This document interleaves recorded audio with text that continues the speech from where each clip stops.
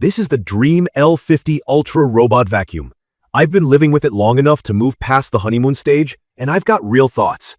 Key features that grabbed me on day one were the retractable legs that step over tall thresholds, the dual spinning mops with an extending edge scrub, the powerful suction with a dual roller brush that resists hair tangles, and the dock that washes the mops with hot water, dries them, and empties the dust automatically. That's the promise. Here's how it actually feels to use. The robot itself is a clean-looking disc in black, with a low profile that slips under most cabinets in my home.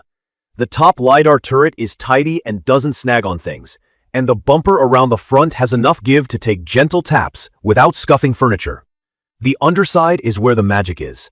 Two counter-rotating rollers that form the HyperStream Detangling DuoBrush, plus the dual rotary mop pads. One smart detail I didn't expect to notice is the extendable side brush and edge-reaching mop arm. They telescope out only when needed, then pull back so the robot stays compact. The base station is tall and substantial, but it looks like a proper appliance instead of a plastic bin. It holds clean water, a dust bag, and runs hot water washes and hot air drying after cleaning. It's big, no question, but it earns the floor space. From my experience, setup was mostly smooth. The Dreame Home app walked me through Wi-Fi pairing, though I did have to select the correct region before it would connect. Mapping was quick. If LiDAR is new to you, it's basically a little laser on top that spins and builds a floor plan in minutes. For obstacle avoidance, there's also a front camera, a depth sensor that projects a pattern to read shapes, and an LED so it can see in dim light.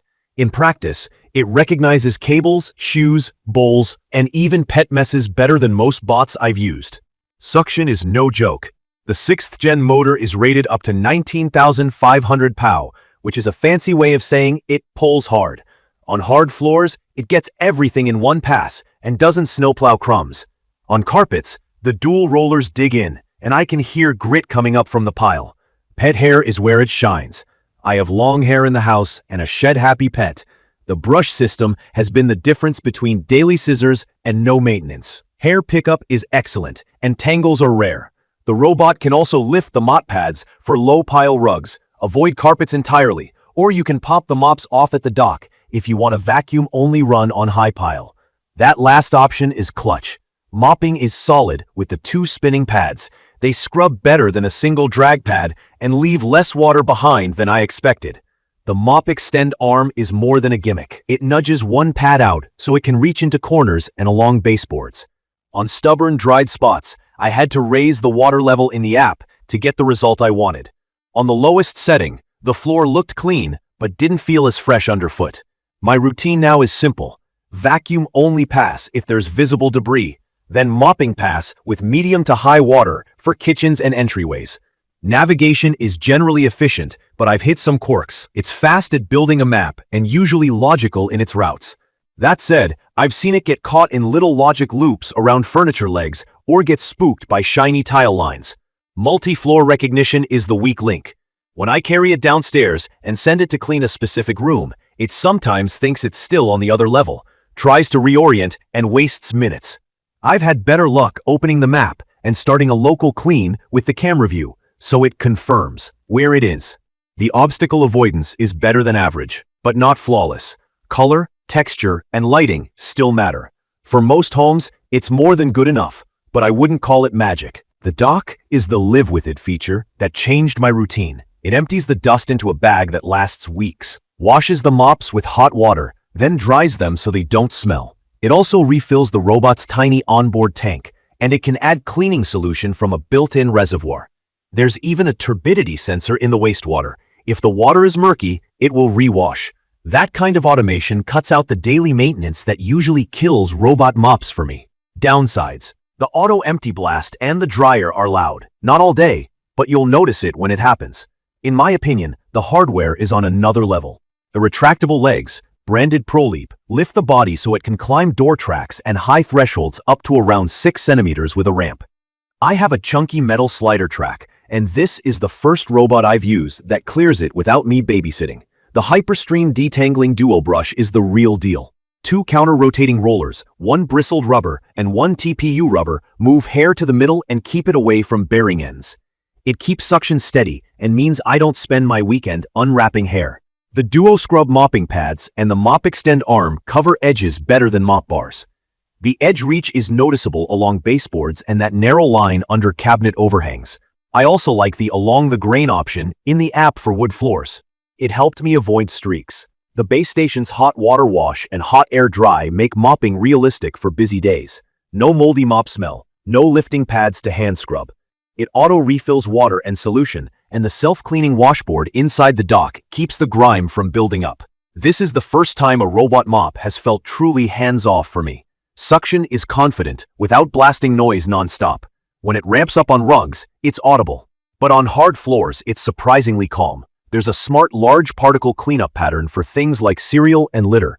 It changes its motion so it doesn't scatter debris. I use the camera as a quick pet cam. The two-way voice chat is basic, but it works when I want to check if the dog is sleeping in the hallway. Privacy-wise, you can toggle features and set permissions. Worth a look if cameras in appliances make you uneasy. Not everything is rosy. From my experience, battery efficiency isn't amazing. Even with a big 6,400 mAh pack, the coverage per charge lagged behind other high-end bots in my place. Recharge and resume helps, but it's something I noticed. The Smart Clean Genius mode sounded great, but it sets suction and water too low and takes too long. I get better results by choosing rooms, setting suction to max on carpet zones, and medium to high water on tough areas. The dock's loud moments are the price of automation. And I'm not thrilled about needing the proprietary cleaning solution. It feels like lock-in, even if the dosing is automatic. A couple of practical tips that improved my runs. Vacuum first, then mop, especially after wet weather or pet shedding. It keeps the mop compartment cleaner. If you move it between floors, start the clean from the map for that floor before you set it down, or use the camera to confirm its spot. Keep cables and light cloths off the floor for less drama. And if you have deep rugs, remove the mop pads at the dock and send a vacuum-only job. It makes a noticeable difference. It's perfect for homes with pets and mixed floors where hair and grit are the main problems. High thresholds or door tracks are where the stepping legs pay off. If you want as little upkeep as possible, the hot water wash and drying station makes daily mopping viable. I'd recommend this for people who like to set manual preferences and leave them on a schedule. If you live in a single-level space, you'll skip the multi-floor confusion and enjoy most of the benefits. If you care most about spotless edges, the extending mop pad and side brush make a visible difference along walls. If you expect flawless AI and you move it between levels a lot, you might get frustrated. The navigation is competent, but not perfect. And the smart modes aren't always smarter than picking your own settings. Battery efficiency is fine for medium spaces with recharge and resume, but larger multi-room homes may see mid-run charging.